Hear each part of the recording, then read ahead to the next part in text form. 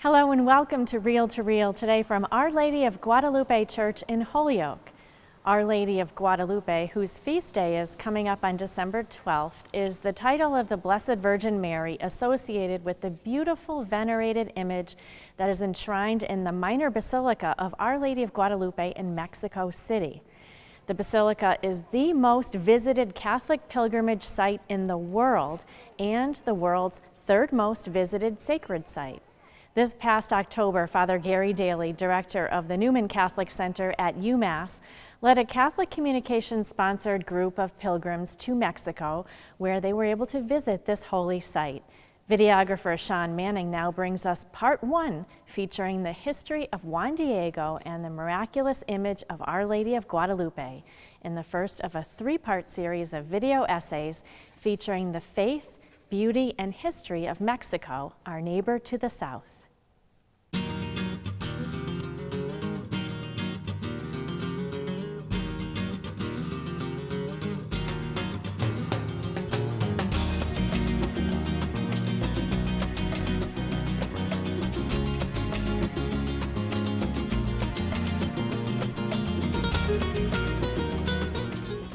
Hello, I'm Father Gary Daly, and I want to welcome you all to Mexico. Bienvenido de Mexico, on our pilgrimage here to Mexico and to particularly the shrine of Our Lady of Guadalupe.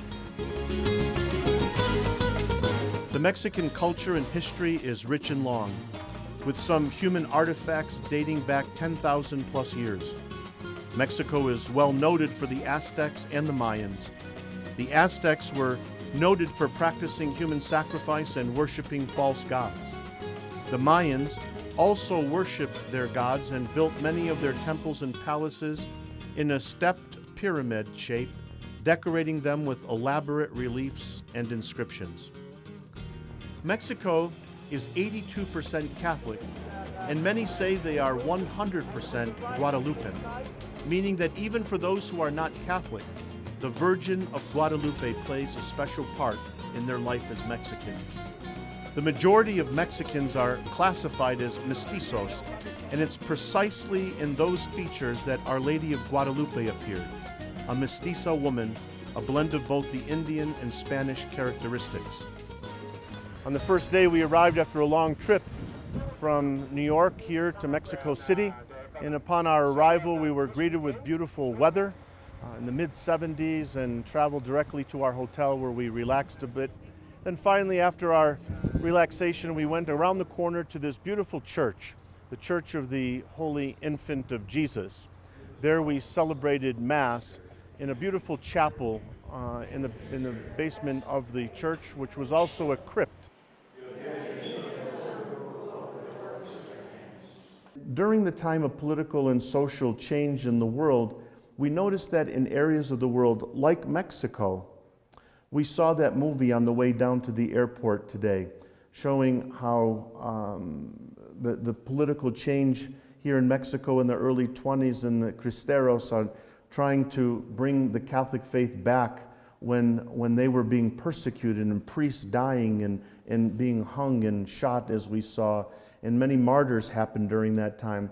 But also places around the world, in Poland, for instance, where there's communist rule, or in Vietnam.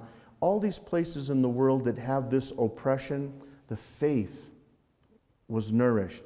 The faith was blossoming, and people in many ways underground or in private or in seclusion would gather for Mass and pray in these parts of the world. And so we were there for the celebration of the Eucharist for St. Teresa of Avila.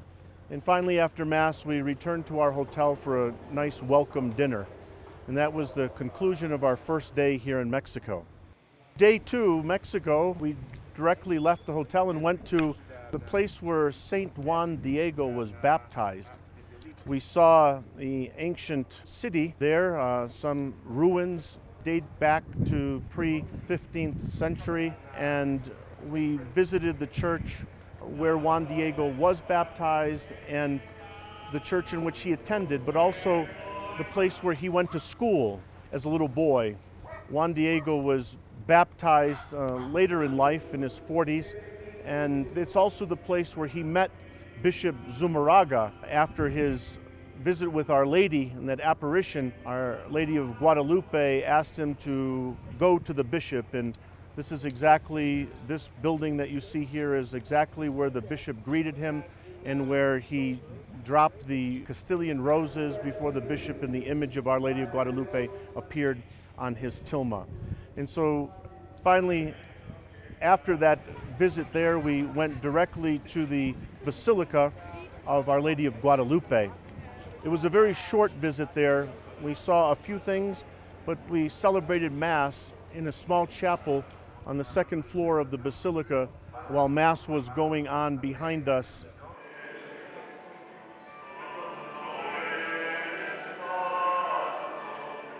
And it's really a gospel about persistence in prayer, but the word persistent is very important. And I think it's really fascinating that we have this gospel today because we learn of Juan Diego, who was persistent because Our Lady made him go back and go back and go back to Bishop Zumarraga to convince him that this is exactly what she wanted here at Tepeyac, to build this church in her honor under the title of Our Lady of Guadalupe.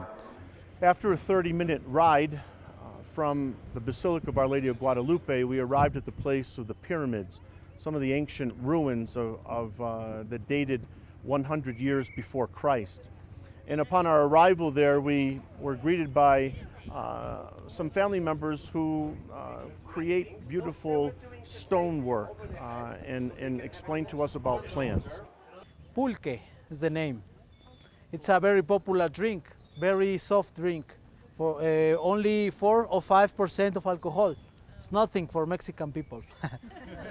But then we had a very lovely lunch together and some traditional music that was being played for us.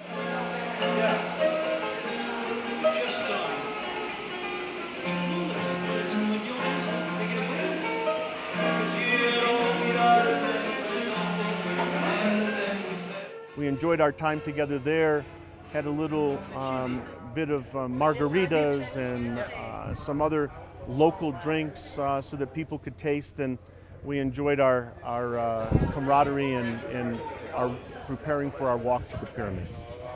Behind me you can see one of the pyramids, the Pyramid of the Sun.